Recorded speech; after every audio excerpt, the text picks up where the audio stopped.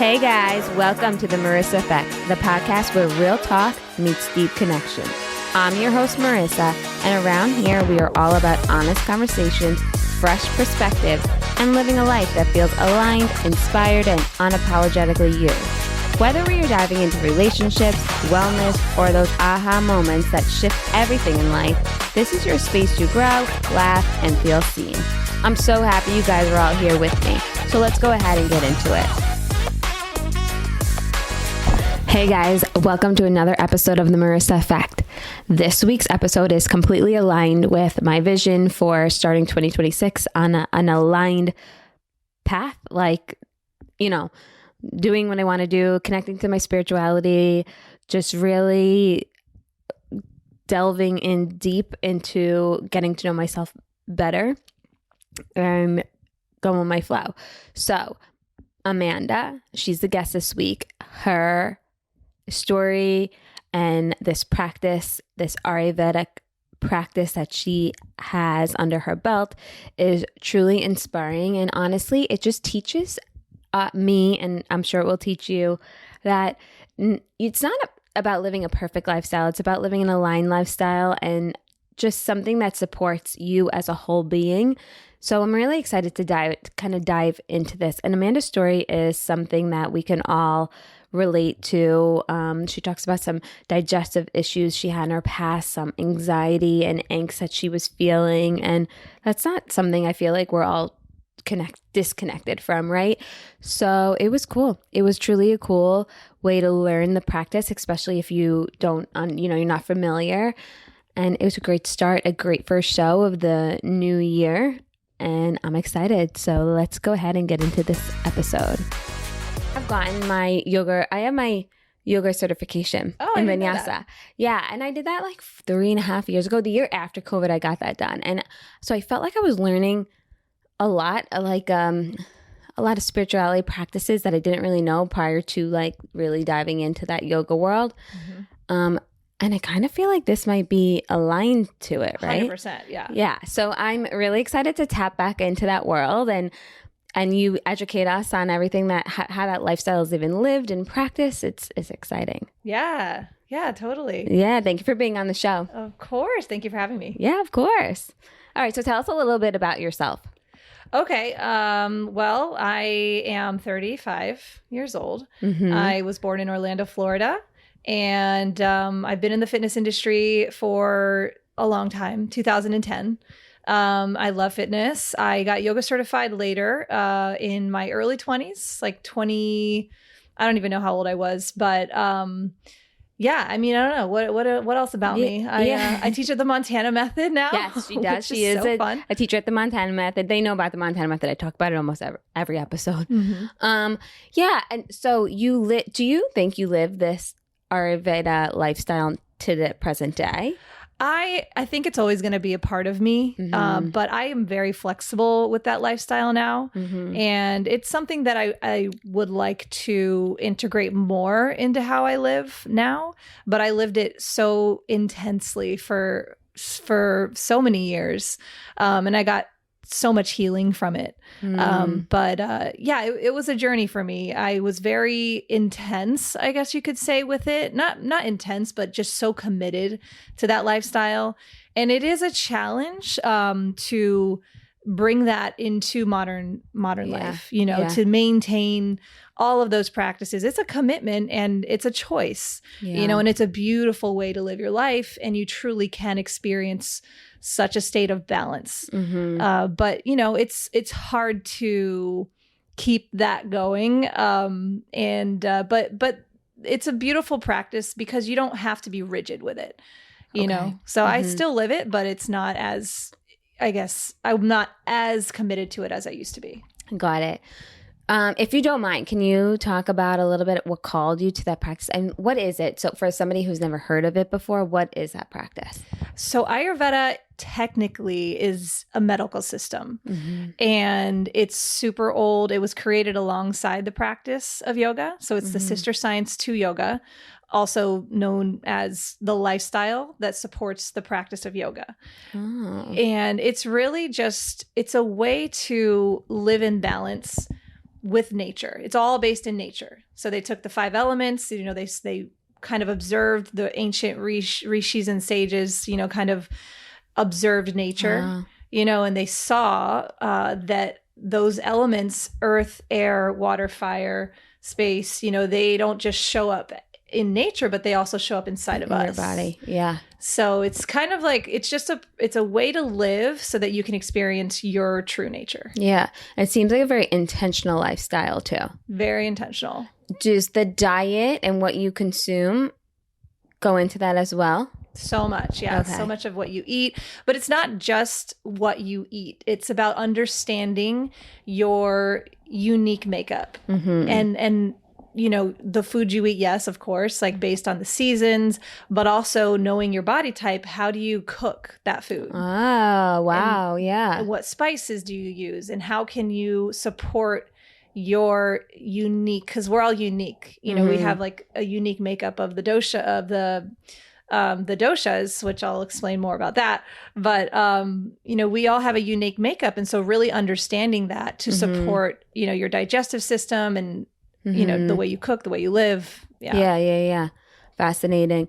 So when you were in Hawaii, when was that? A couple of years ago? No, that was actually 2019. That was before COVID? It was right before COVID. Yeah. Wow. What type of lifestyle were you living prior to going to Hawaii? I was living an Ayurvedic lifestyle. Oh, you were? Yeah. Okay.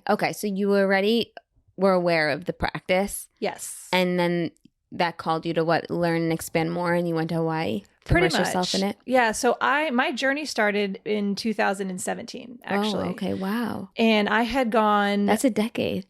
I know, right? Isn't that freaking crazy? Yeah. Time flies. Yeah. But no, so in 2017, I was introduced to an Ayurvedic practitioner. And this was after 10 years trying to heal my digestive system. Okay. I had horrible irritable bowel syndrome. And I dealt with that all throughout high school. And it was terrible. Like, you know, I tried every diet under the sun, you know, I tried, you know, keto diet, there's a diet called the body ecology diet. I tried this diet called the GAPS diet. All of it was so intense, and it gave me like a little bit of healing, but never really full cured you. Yeah. And I saw Western doctors, Eastern doctors. I tried acupuncture. I tried everything for years. I was just so trying to heal my digestive system. I was like going to the bathroom multiple times a day in high school. Like every period I would just go to the bathroom. I'm like, what is going on? I understand why now, looking back at it, just understanding the imbalance I was experiencing.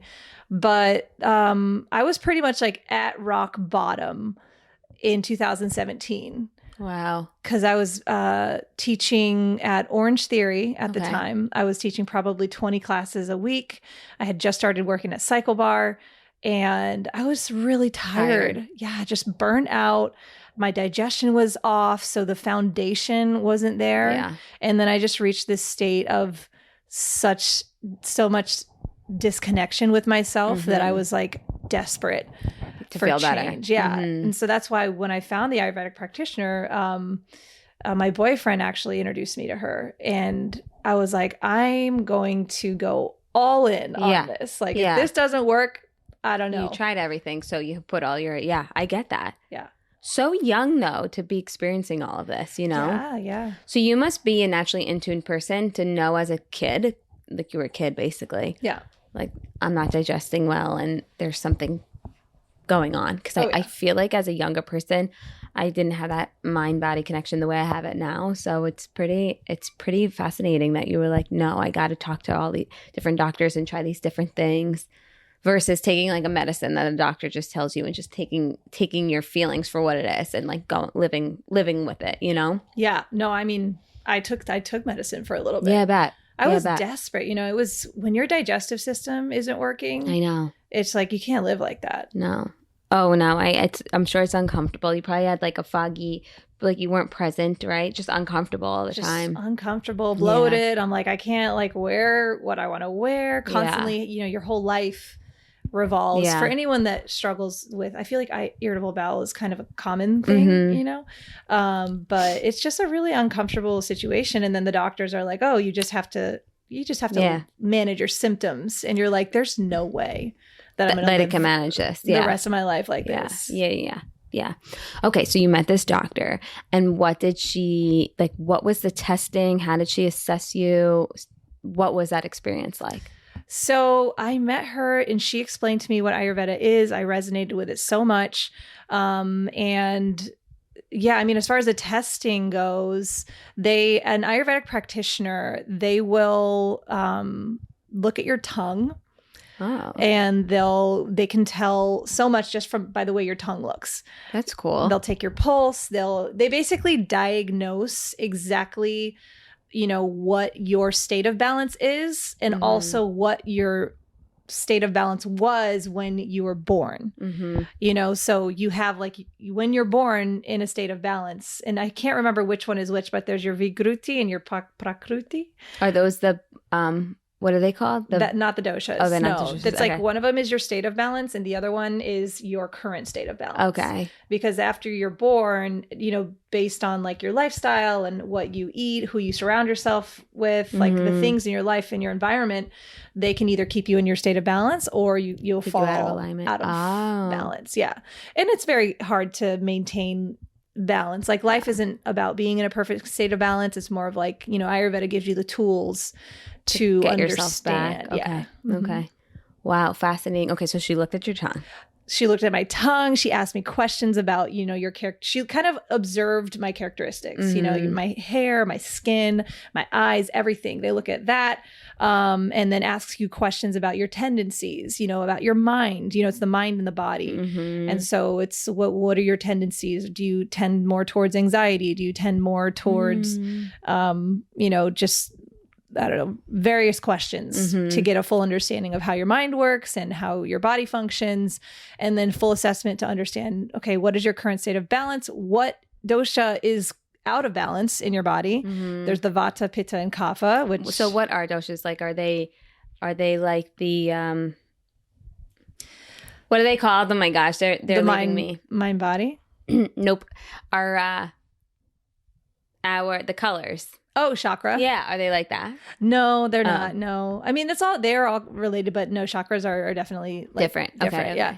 So a dosha is basically, let me see if I can back it up to explain it even deeper. So Ayurveda is based in nature, right? Yeah. You've got the 5 elements. Okay. So when 2 elements mix together, they create a dosha. Okay. Okay. So there's Vata, which is air and space. Okay. Pitta, which is fire and water. Okay. And then Kapha, which is earth and water. Okay. Okay. Wow. So each one has certain characteristics and they show up in our body a certain way. Okay. So I can explain that if you want me to. Yeah, please. Okay. It's just fascinating. It's so fun. Yeah. So Vata is air and space. And so when air and space mix together, it creates kind of, so think of like the wind, right? It creates movement. So Vata governs movement. Okay. So inside of us, Vata is the nervous system. Okay. Anything that has to do with movement in the body, you know, so think about like peristalsis, like in your intestines, the way blood pumps through your veins, movement in your mind, you know, so if you have too much Vata, too much movement in your lifestyle through diet, think about too much coffee, too much stimulation, you know, if you're exercising and you're always on the go, that's going to increase the Vata dosha because like increases like, and the opposite brings balance. Okay. So when you have too much Vata, then you're going to have anxiety. Okay, that makes sense. You know, so you have a lot of stimulation, a lot of stuff going on. Like you need the opposite to ground. Right. So that's the Vata dosha. I mean, I can go in and explain like the characteristics if you want to. I'm happy. Yeah, please. I just want to know, like, okay, so your doctor assessed you and dove into all of this. Yeah. And then, I kind of want to learn all of that. So just finish explaining, and then we'll go back into like how your doctor kind of. Okay. I'll go through administer pitta, the healing, and I'll go through kapha, perfect. and then we'll circle back. So pitta. Well, let me finish vata. So vata, pretty much, everybody has a unique makeup of all the doshas in your system. So you have vata, pitta, and kapha. Some have like more vata, others have a dominant pitta. So it's your kind of like makeup. But some characteristics, like if you have a lot of vata in your system, typically you have like longer limbs. Really? A lot of so like, you're a tall person. Yeah. You're, so maybe I guess not, I don't. Well, I guess not necessarily tall, but your limbs are long and you tend more towards like to be on the thinner side. Okay. A lot of like dancers have a lot of vata in them. You think of like the dancers. And there's a lot of movement in their bodies. Yeah. And like creative energy too. I get that. You know, there are a lot of artists have a lot of vata. Okay. So those are some of the characteristics. And then for pitta, we'll move to pitta. I think you have a lot of pitta. Really? Yeah. Okay, what is it? So pitta is fire and water. Okay. When they mix together. So. Yeah. Only because I just know my zodiac sign. So you're Leo, right? Yeah. Okay, yeah, you have fire. So pitta is when fire and water mix together, and pitta governs transformation. So digestion, you know, the way that we digest our food, the way we digest, you know, our thoughts, like everything. And pitta basically is, you know, fire energy. So if you have, someone who has pitta in them, like that's their dominant dosha, typically have more of like an athletic build. Okay. And have more muscle, like they put on muscle very easily. Yeah. Okay. And but it's more about the fire energy, like not more about, but you can have pitta in your body, you can have pitta in your mind and how it shows up. Pitta is very focused. Pitta is very like go-getter, you know, makes decisions. Is this connected to zodiac signs or no, separate? You know, there is Vedic astrology, and so Vedic astrology is more connected with Ayurveda. Okay. I'm not super, but I feel like they are. Well, because of what you're describing, like I am Leo, but everything you're describing right now is like, I have all these types of tendencies or traits. So it just sounded aligned, but there is some sort of an alignment. I know for sure, because Vedic astrology is a part of the whole kind of sister science. Like there's yoga, there's Ayurveda, there's Vedic astrology, but I don't really know how to articulate how they would be. Right. Okay. Yeah. But yeah, so fire is, for pitta is fire and water, fast metabolism, you know, ability to make decisions, really a go-getter, ambitious. And if you have too much pitta, what happens? Then you can become burnt out. Okay. You know, you can become a little aggressive, like a little, you know, you think of like road rage or something. Okay, yeah. Just like, you know, snappy, like too much fire energy. Okay. So in order to balance that, you really like for somebody who has a lot of pitta in them, it's so important to take time to do nothing. Okay. Like take time to relax, take time to play. Okay. Take time to just, you know, enjoy and do something that makes you happy. So then we'll move to kapha, the last one. Okay. So kapha is earth and water mixed together. Okay. And that is more about stagnation, I guess. Okay. Like stillness. Okay. But you think of in the body, think of like earth and water. And it's kind of like stability, right? Like you think of the earth. Groundedness. Okay. Yeah. And so in our body, it shows up as our muscles and our bones. So you think of just the skeletal, muscular skeletal system. And that's kind of what keeps us, you know, together. Yeah. And so that's how it shows up, and also just the water in our bodies. So if you have a lot of kapha, those who have a dominant kapha body type, they're naturally bigger boned, naturally stockier people. Okay. So you think of like, I don't watch football, but I don't know. You think the football, the linebackers, is it? Yeah, like those guys are like, oh, kapha. Yeah. And if you have like kapha by nature is very.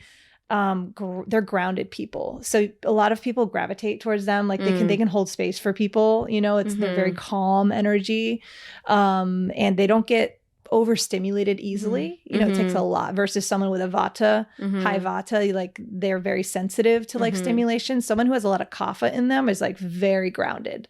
Oh, okay, got it. Can this change on somebody, or it's kind of like you have it? Like this is your makeup. You have your original state of balance. Like this is your this is what your body, this is where it's happiest.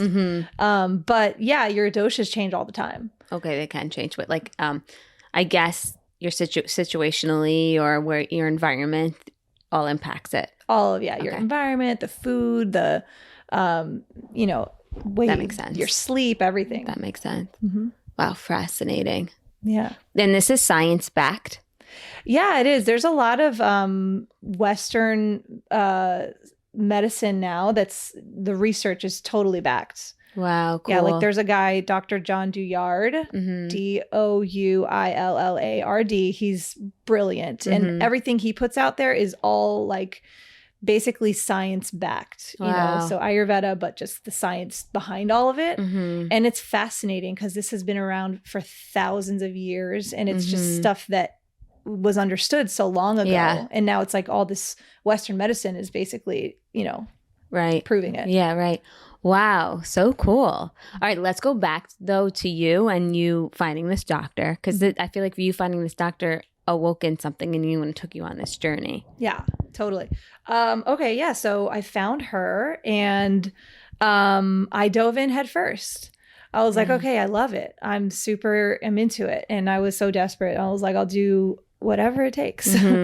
So I, at the time, was teaching and it was a complete 180 or 360. I don't know, but like just something shifted in you. Totally like changed everything about my lifestyle. I was like, okay, I'm going to commit to working with this practitioner. So I worked with her for 6 months and I started cooking all my food at home. Okay. I learned that I had a major vata imbalance. So my nervous system was so hijacked. Like I was so anxious to the point that I was like losing connection with myself. And I was weird. I was like, I've never experienced that level, before. So I practice a lot of like everything that I was practicing with her was to ground myself. Okay. And so rest and ground. And so I stopped exercising to the point that, I was kind of overdoing it, I think. Right. And I ended up feeling so like balanced from working with her that I shifted my whole life. I ended up leaving the fitness industry. Wow, really? Yeah, I quit my job and I took time off. Like that's when I moved. I was actually living in Fort Lauderdale at the time. And then I moved back home to Orlando. And then not long after that, so this was maybe a year after I worked with her, I went to Hawaii. Oh my gosh. It's crazy how like just trying one thing can just like take you, like something opens up in you and not just you, anybody, like, you know what I mean? It just takes you on the whole, like you live your life. You never live your life the same is what I'm trying to say. Totally. Yeah. So you got to Hawaii and it's a program you found? Yeah. So the practitioner that I was working with, she recommended it to me. Okay. And working with her was just such a beautiful experience because she was not only my Ayurvedic practitioner, but she was like kind of like my life coach. Okay, yeah. Spiritual mentor, and she just really helped me. She just helped me heal. But yeah, she recommended that it's a company called Halepule. Okay. And she was like, you got to go here. And so at the time I finished working with her in South Florida. I moved back to Orlando, and then it wasn't right away that I went, but I did end up going. Like I made it happen, and it was such a beautiful experience. That's so awesome. So was it like a practitioner program you did, or was it just more like you were the patient or client and you just learning the practice and immersing yourself? It was it like a program you mean like that she was running? Or like I know that there's like these retreats out there to hone in on the practice. Not on that, but like on anything. But then I don't know if it was a program for you to become a practitioner. Oh, you mean the Hawaii experience? Yes. No, that was it was technically a 200-hour yoga certification. Oh, cool. So I went to go get yoga certified, but I was so motivated to go because I had healed so much through Ayurveda, but there was like still, it was so challenging to fully be able, like, I was like, I want to live in rhythm with nature. And so I felt like the only way for me to do that was to go where I'm secluded. Yeah. You know, like you probably didn't have your phone on you and stuff like that. Yeah. There was limited phone access. And there was like no electricity in the bungalows. Right. And we were just in a routine, which is called dinacharya. And it's just living in a rhythm, but the rhythm was with nature. So cool. So cool to give yourself that gift of like being in tune to nature. Because we don't live in a society that like it's, I hate it, but it's almost more normal for you to just keep going with the hustle bustle energy that we have. It's even on, you open up your cell phone, it's just like crazy chaos on your algorithm and stuff like that. So the fact that you gave yourself the gift of like getting in tune with nature and like living to nature's beat is such a gift, I think. Oh my God, it was such a gift. I'm so grateful for that experience. I wish everybody could have that experience. Don't get me wrong. I was like, when I first got there, I was like, what am I doing here? It was so hard. Like, you know, I felt like, what did I sign up for? Yeah. But then I'm sure after like day 3, you're like, okay, whatever. Yeah. This is working. Absolutely. I mean, it was beautiful. It just takes took me like probably 2 weeks to like fully settle in, because we were waking up at 4:30 a.m. to do like what, meditations and stuff? Do pranayama. We would practice. So pranayama is breath work. Yeah. We had a whole, we would do mantras in the morning. We would welcome the sun. Agnihotra is what it's called. Yeah. That's so cool. It was beautiful. And then as the sun set, is there a practice for that? Yeah, we did the same. I forget, is it Agnihotra the same? It might be the same name for that, but yeah. And these are Sanskrit terms, I think, right? Okay. See, I remember some things. Yeah.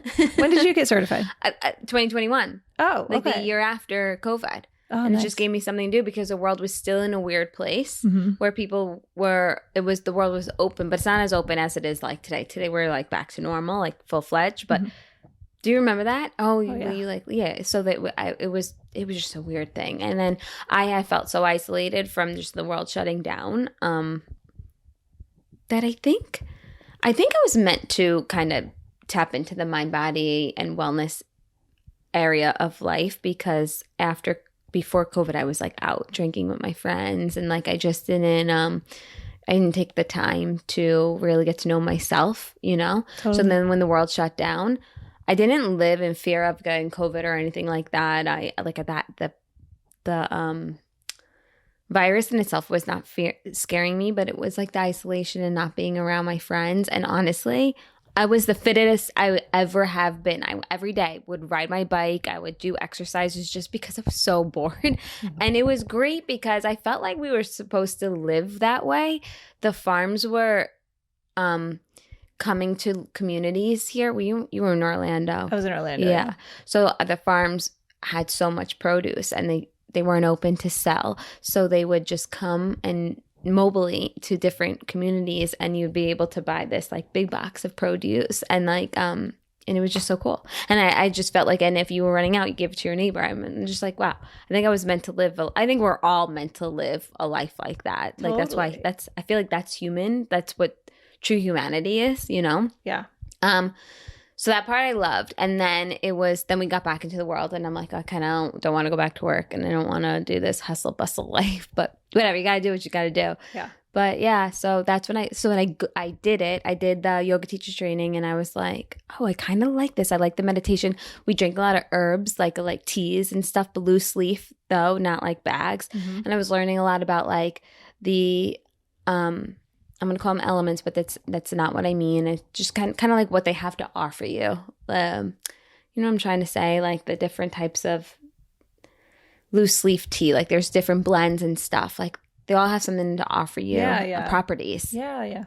So it was cool. I just loved it. Like I know I'd never really like led yoga classes, but the learning in itself, I wish everybody would do that, because it's so cool to learn about another way of living. Yeah. You know? Yeah.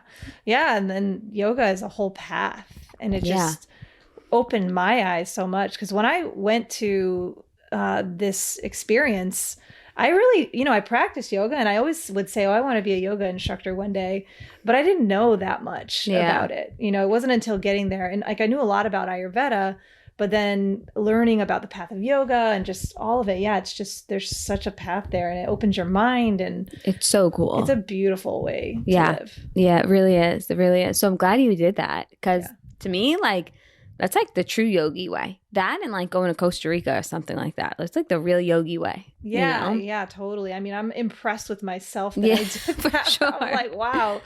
I wish I could do it again. It's been so many years. I feel like everybody needs that time. Clean, You know, just like you mentioned, like the whole COVID thing. I feel like that happened and brought so many people the rest that they needed, like the balance that they needed. Like we all need downtime.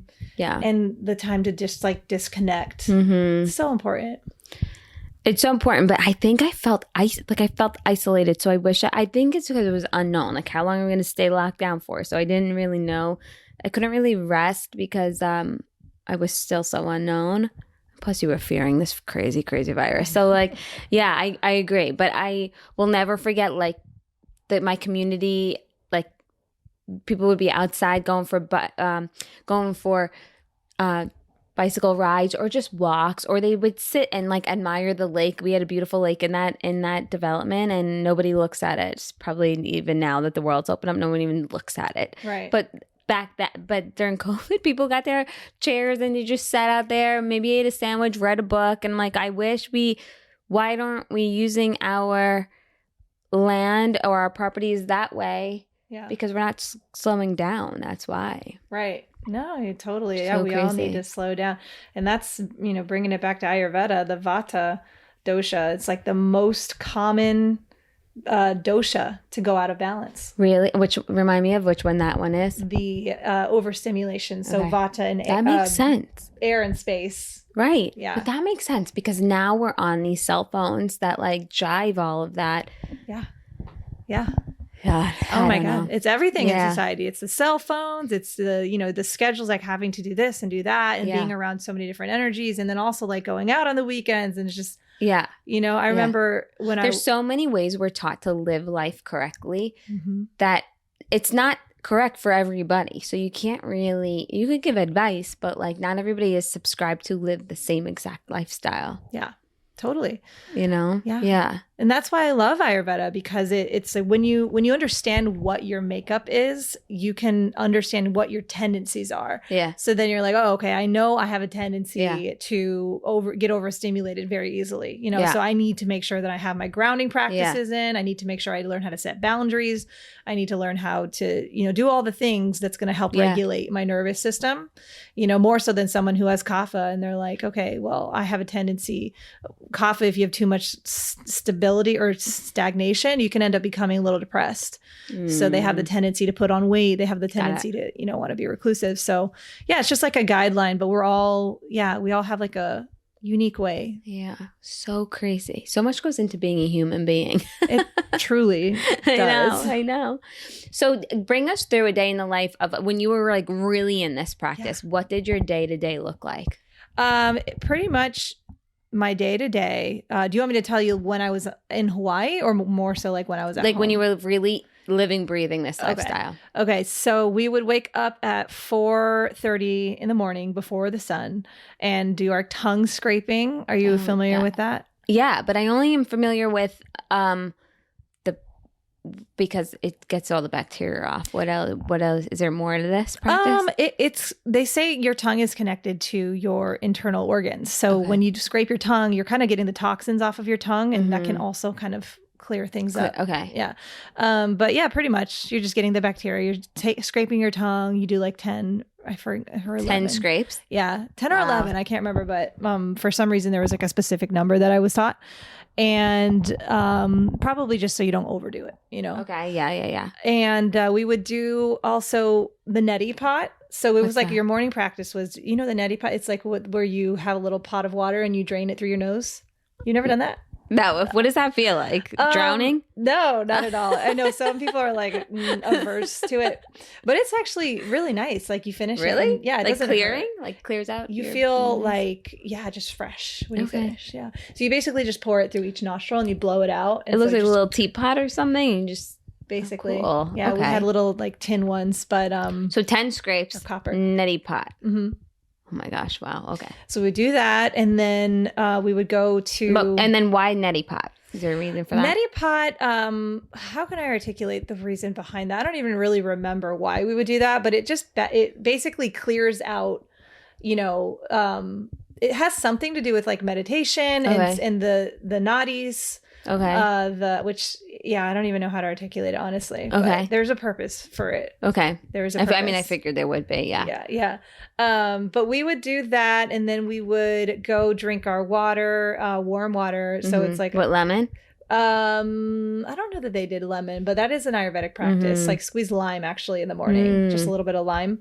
So we would go and we would drink our water and then get ready for the mantras. We would sit down and do 30 minutes of just mantra. 30 minutes? 30 minutes, yeah. And I ended up memorizing every single bit of it. They go in order every day? Every day, same mantra. And it's like crazy that I remember, at first I remember listening. I'm like, there's no way I'm going to remember this. But eventually you do it so many times. Yeah.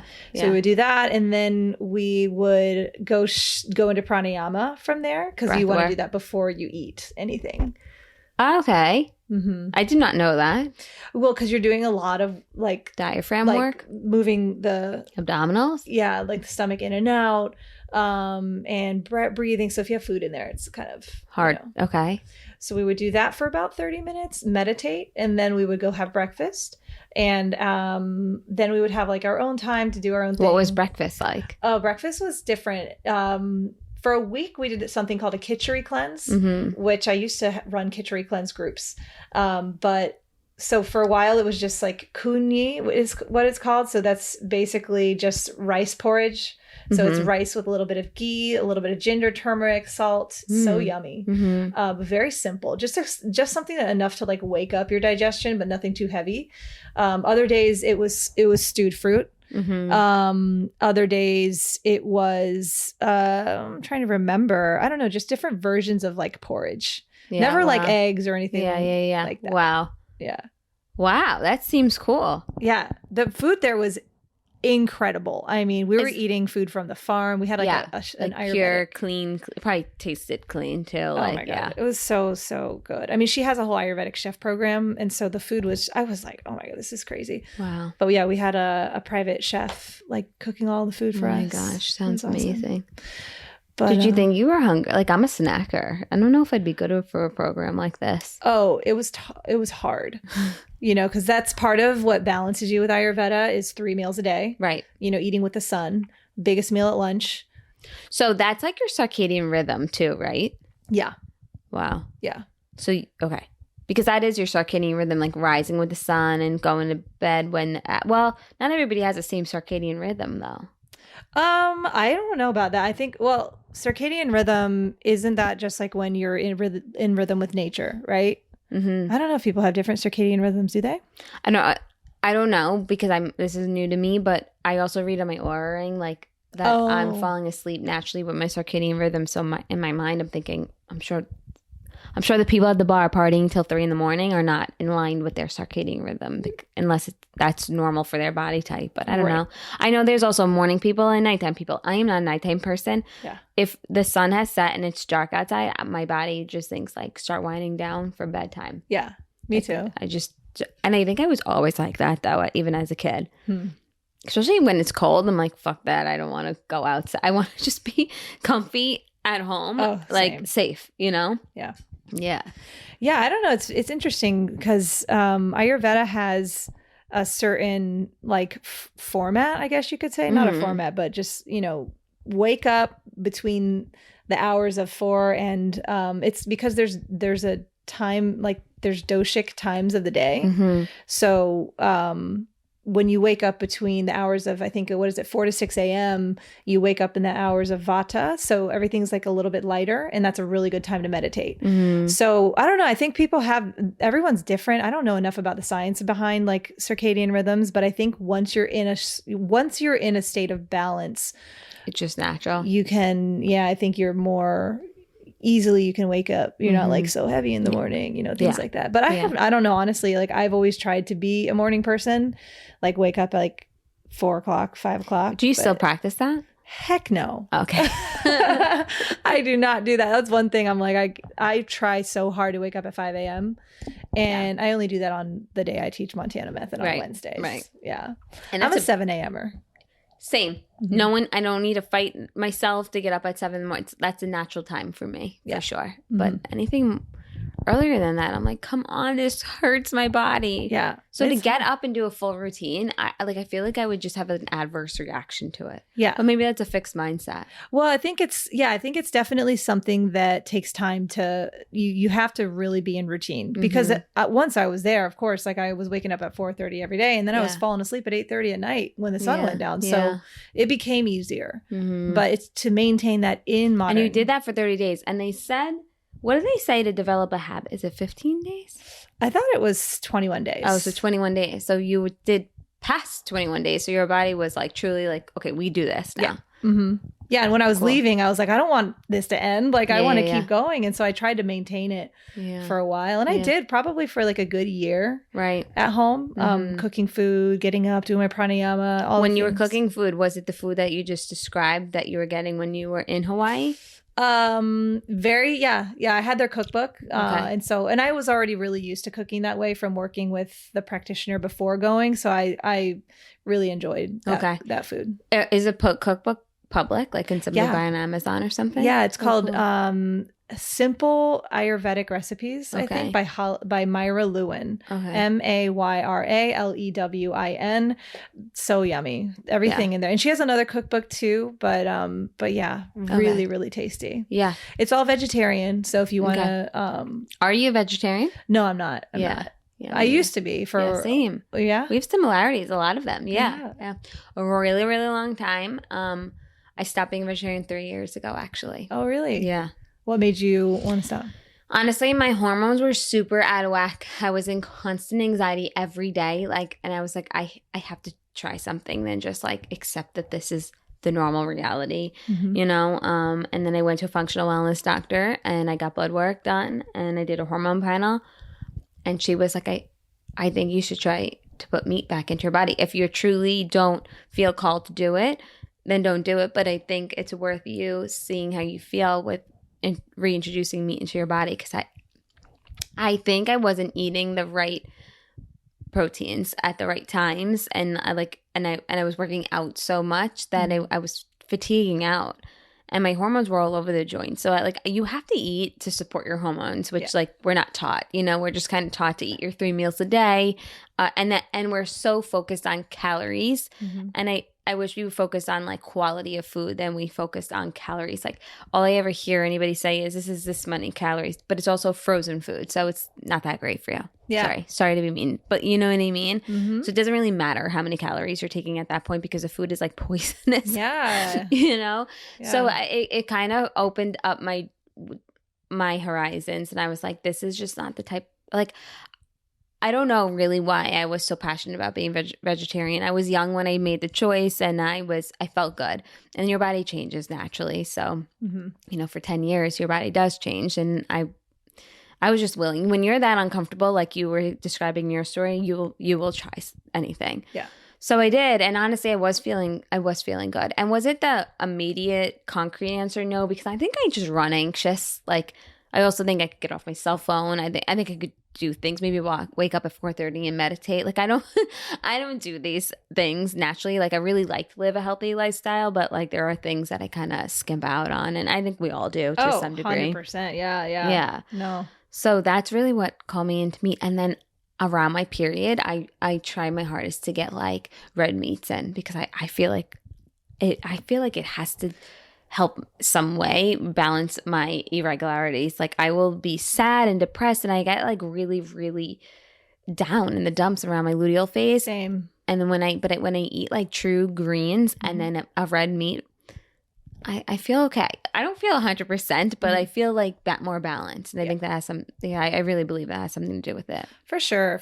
I mean, in Ayurveda, they look at meat as more like medicinal, you know, like there's no rules, by the way, with Ayurveda. It's more so just understanding your body and like, what are the properties of this and how can that affect you?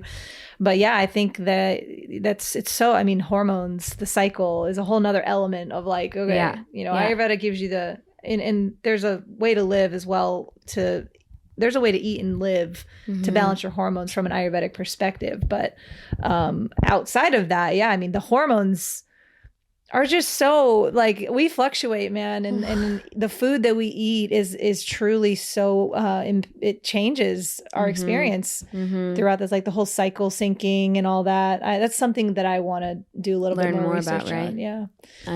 I know. I think it's the best gift you could give to yourself to like just really get to know. And I love that the world is leaning in more on the functionality side of things. So like there's a lot of extensive blood work so you get ahead of things, you know, and I like that people are more coming out of pocket to do these types of testing because it's good to know your body that way. I think, you know, I really do. I'm not fearful of it. Like I like to learn about my body and I like to eat knowing that like, okay, like I'm going to use Brazil nuts as an example. Yeah. I eat my 2 Brazil nuts every day. Why is this Brazil? I'm sorry. Keep going. But yeah, tell me what, but every day. And I'm like, this is for my thyroid. And like, I like to give something and the attention as it enters my body because I really feel like that's when it truly activates. Yeah. Does that sound cuckoo? No. It probably sounds woo to somebody, but I trually believe it.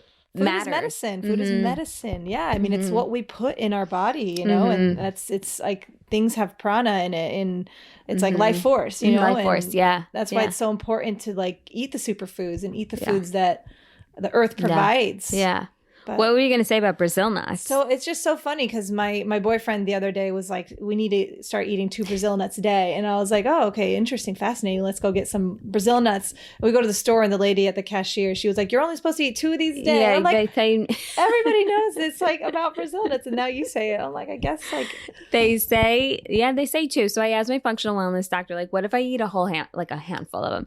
And she said, relax. If you eat a handful, because say you really enjoy them, then enjoy them. But if you're doing it every day, a handful, they have like a property in them that you can get like have digestive issues and stuff. Heard that so like it can be toxic. Yeah, toxic. So you just want to be mindful of that. But they're kind of dense nut that I don't really want more than 2. No, yeah, I feel like and they're like dry. I need a drink of water after. Yeah. So yeah. I don't know, but I like the fact that for the two, it's like taking your little daily dose of natural medicine. Like I'm like, this is good, and it's good and your thyroid is connected to your hormone regulation, right? So you want a thyroid that's like functioning well and optimally. So to me, I'm like, I'm eating them. And they have other reasons to the 2 Brazil nuts, but yeah. Yeah, no, I'm excited. I haven't eaten one. I literally just got a whole bag of them yesterday. Yeah, 2 a day. 2 a day. I'm going to have them today. Yeah. I'll show you mine when you leave. They're in like a little container. And they're on subscription too, so I don't have to worry about ever running out. Oh, nice. They're like a part of the whole supplement regime, but whatever. I love it. It's awesome. I know. Okay, so you went back. Your doctor, you started to feel kind of immediately better once you were seeing your doctor. That's kind of how I feel about my functional wellness doctor. Because the intervention she put in place, I was seeing a positive change. So what were those positive changes that you were seeing? Because you said you had digestive issues going on. And honestly, I feel like I feel like all Americans have digestive issues, honestly. Yep. Yeah. So what was that like for you? What were those symptoms? And then what were you seeing were the changes? So I'll tell you everything I did. That'll give the hold on, let me grab some water. Yeah. I told you, it gets like this. Yeah. So that'll help people understand like what does it actually mean to live a balanced state of life. The Ayurvedic practices. So with my practitioner, her protocol for me personally was to do a 3-day bone broth fast. So I did that, but that's not like the Ayurvedic lifestyle. That was just for me personally. I needed to heal my digestive system. So take the stress off of it and just let it heal. Okay. So that was insane. Like the amount of relief I experienced just from doing the fast was crazy. But then from there, I kind of transitioned into khichdi just to kind of make it all still easy for my body to digest. Khichdi is an ancient healing food. It's like an Indian dish. Okay. It's kind of an Indian comfort food, actually. But is it spicy? They have spicy food. No, not spicy at all. I know Indian food can be crazy. Yeah. But no, khichdi is very balanced. It has split mung beans, rice. It has ghee. It has cumin, fennel, coriander, turmeric. It's so tasty. So good for you. Super easy to digest. So it's kind of like a porridge. Okay. Yeah. So I ate that. I transitioned into that, and then just started, throughout through the bone broth and everything, I started practicing the Ayurvedic practices, which are to create routine and to have regular meal times. So I transitioned into that lifestyle. So I was eating breakfast, lunch, and dinner, and Ayurveda teaches you to eat with the sun. So your digestion is connected to that pitta, right? The sun, pitta, digestion. So basically when the sun is rising, the sun isn't super hot in the sky, right? So your digestion it's not very strong in the morning. So you don't want to eat like a big old like Champions breakfast. People are like, eat your eggs and pancakes and bacon. Yeah. You don't want to do that because that's going to be really heavy. And, and you'll spend the day probably digesting that. Exactly. And it's going to make you feel sluggish and just create ama is what they called it. Toxic buildup. Ama is toxins. So the whole like Ayurveda basically teaches you how to keep your digestion strong by making sure ama doesn't build up. So anyways, so the sun coming up, your digestion's not super strong. So you want to eat something just enough to like turn your digestion on. So I was doing that. And then in the middle of the day, I started practicing having my biggest meal because when the sun is the strongest in the sky, your digestion is also strong. Okay. It's like biggest meal should be lunch. So you want to sit down in the middle of the day, have a good meal, eat enough, so that you can last until dinner. And I started practicing certain things like mindful eating practices. There's one called the first burp. And this one was actually life-changing. But okay, everybody might enjoy this. Okay. So everybody has this point when you're eating that you release a little bit of air, so it might show up as like a burp or like a hiccup or a little different in everyone. And you have to slow down enough to notice it. Okay. So you're chewing your food, you're sitting down. You don't want to eat when you're stressed. Okay. But then at some point you release air, and that's about when you're 80% full. And that's when you want to stop eating. So when you get your first burp, stop eating. I was practicing that, and that was a life-changing my body. So you were like chewing super slow then. Yeah, so I would chew my food. And at first, there's certain practices like chew your food 20 times before swallowing, and I would do that. But it was more so like just making sure I was sitting down, and like I would eat outside sometimes, like in nature. And I would just be really like mindful, almost like too mindful a little bit in the beginning where I'm like, I like can't. hyper attentive. Yeah. Yeah. But that was it was a great way to understand like my body's capacity. Like your body speaks to you. So it was a really cool way to reconnect to that. So I was like, practicing mindful eating is a huge part of it. And then my dinners, I started eating before the sun would go down. So at the time it was just like no food after 7 for the most part. And dinner, typically I was making it a little bit lighter so that I would go to bed on like a very, like a light stomach, because your body at night, when you go to sleep, it's meant to detox and kind of process everything from makes sense. The day. Yeah. So a practice was to just make sure you go to bed with no food in your belly. Not necessarily no food, but just not a lot. So your body can do its thing. And then you wake up in the morning and you're hungry and ready to eat.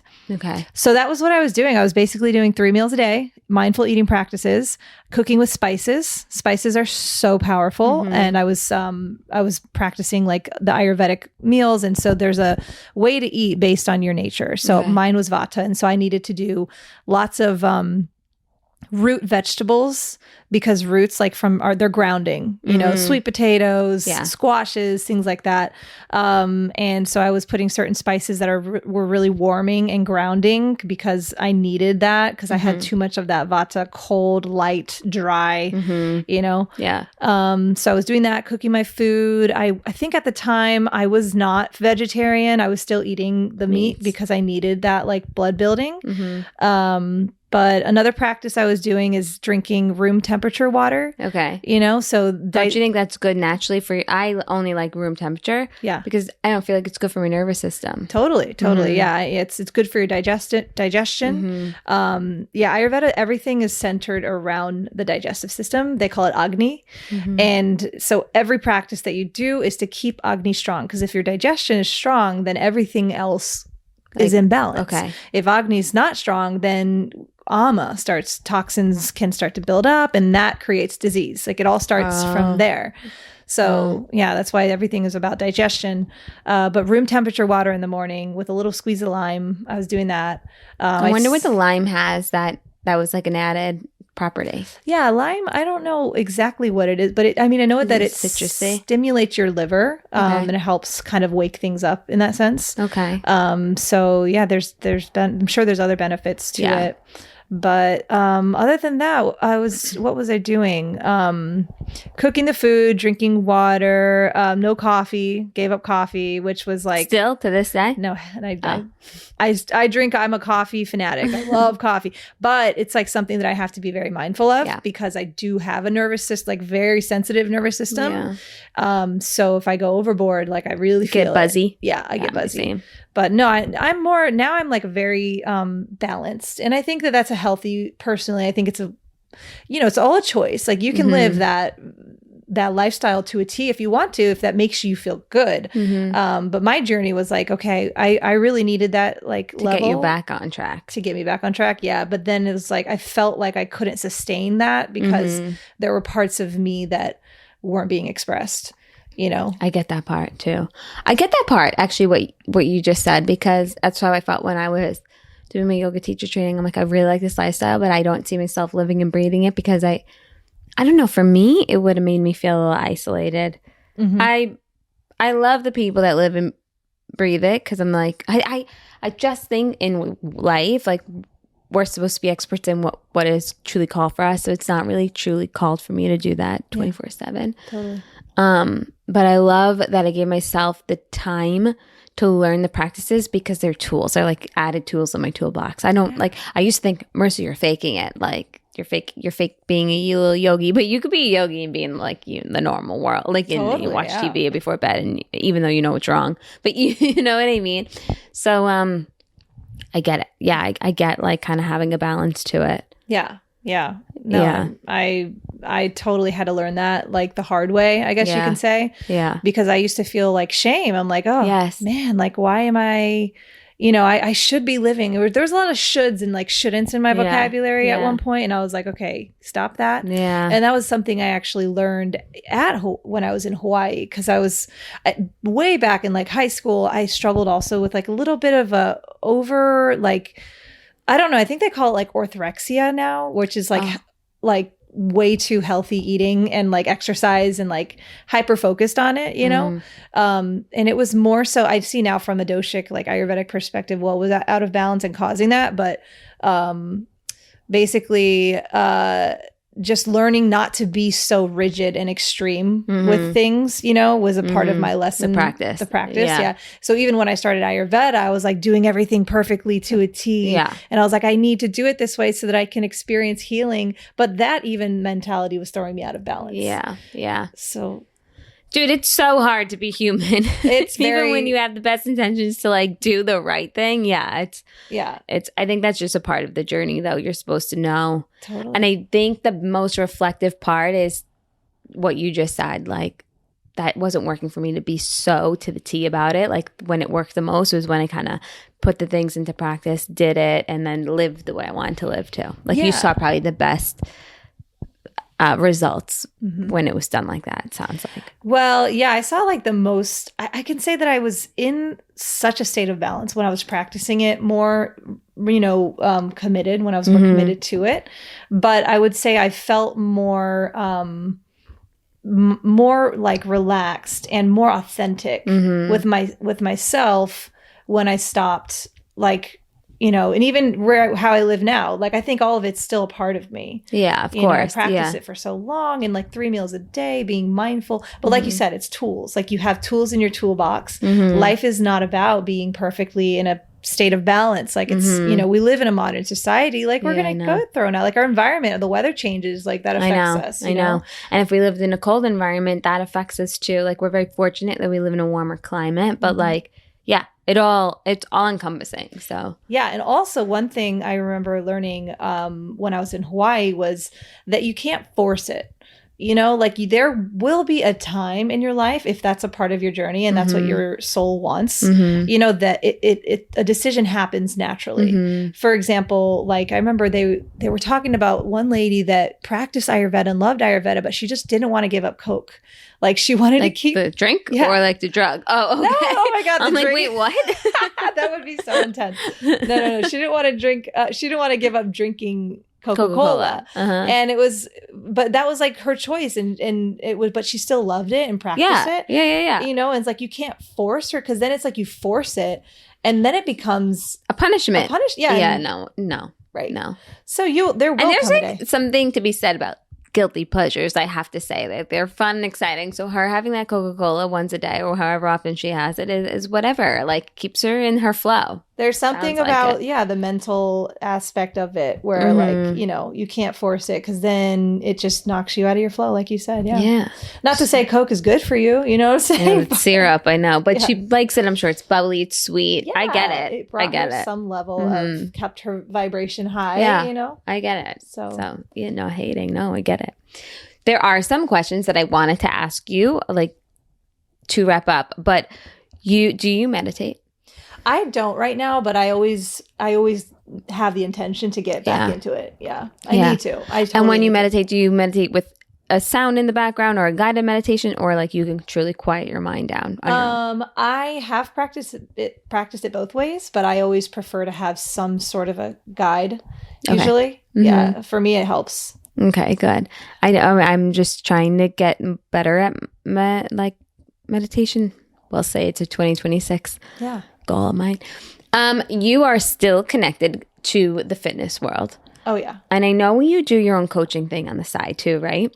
I used to. I used to do a lot of that. I used to do that as like my kind of a full-time thing. Okay. But I stopped because I have a job as a full-time online fitness trainer now at a company called Trainwell. Oh, okay. So that's cool. What's that like?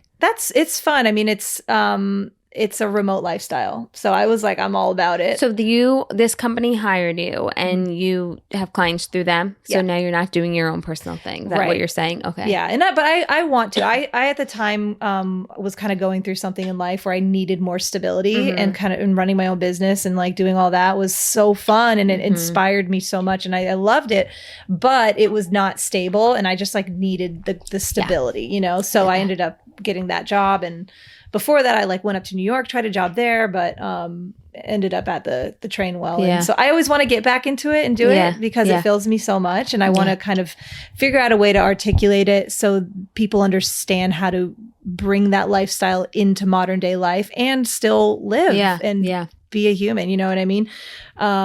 So yeah, I have every intention to get back into it. Perfect. And I like that everything that you have going on is in alignment with the practice we just discussed today, and like your fit, like it's all hand in hand. Yeah. Do you see that connection? You mean like fitness or? Yeah, like it's Ayurvedic, right? Ayurvedic practice plus the fitness world. They're all connected. Everything. They're like cousins, you know. So so it's all connected, and these are all tools. Like as you work, do you work one-on-one with somebody, or you kind of do like on like a class and they tape you? What's it like? Oh, for my job, being an online trainer. I have quite a few clients, and it's all video. So but I'm not like with them through when they're working out. I just write their programs. Oh, so I'll meet with them video, talk about their goals, and a lot of my job is to make sure that I'm helping, like I'm designing effective programs for them, but holding them accountable, talking about like what is it that's keeping them from being consistent, and just like helping them to develop a habit. It's a lot about habit building. But it sounds like the practice, this Ayurvedic practice, helps you connect with them individually to meet their goals, and you probably understand them better as a whole person. Absolutely. Once they share their story, you kind of can meet their needs that way. Yeah, I always try to look. I mean, I naturally see everything through an Ayurvedic lens, and there are certain clients that I can really use that language, and they're like all about it. So interested. But yeah, no, it's all connected. I mean, it's the mind and the body, and that's the one thing with Ayurveda that I truly understood the mind and the body connection, how like what you eat, what you put in your body, how you live affects your mental state. It's so true. I was blown away. I'm like, oh my God, I cannot believe the anxiety I was experiencing vanished. It was gone. I'm like, what? And that's why I dove in so head first, because I'm like, I need to figure out, like, I need to maintain this. Yeah, it is. It's fascinating. And I do think you started to eat cleaner.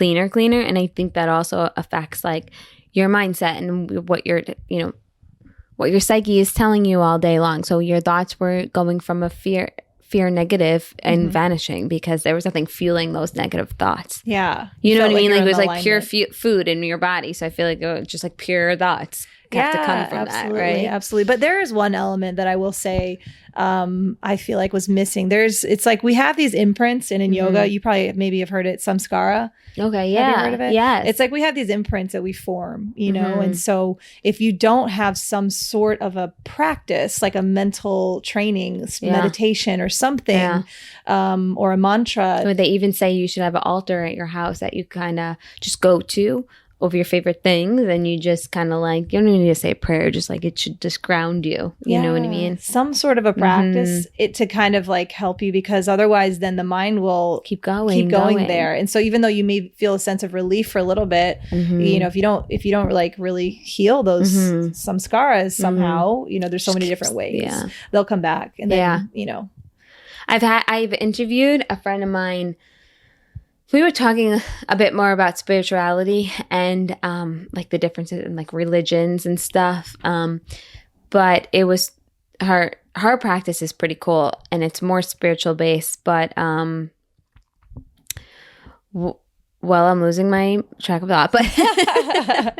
But she's cool, and like she does tap into like these types of practices because she's more from the yogi background rather than the religion. Oh, but it came back to me. Thank you.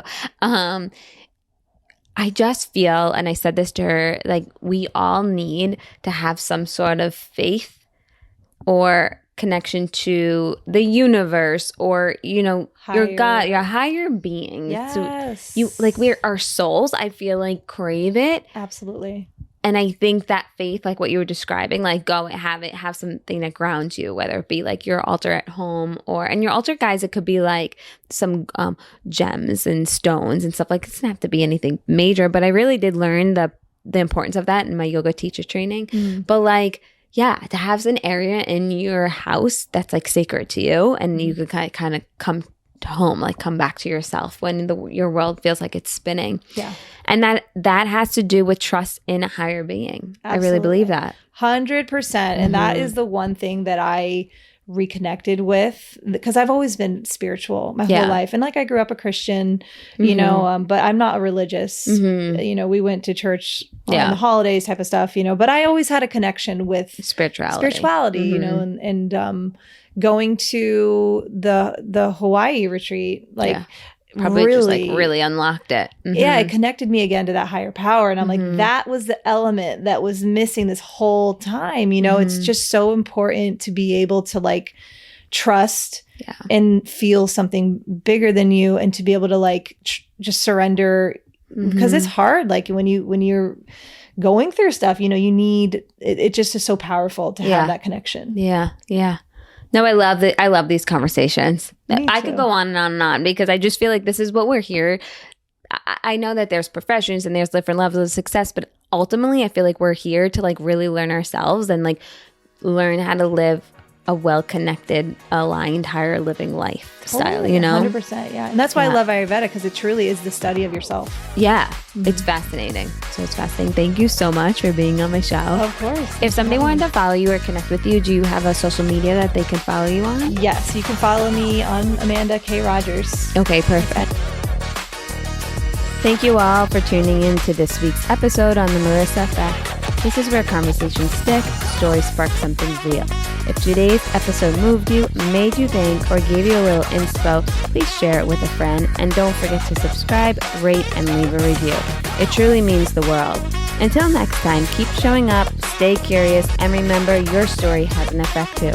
See you next week.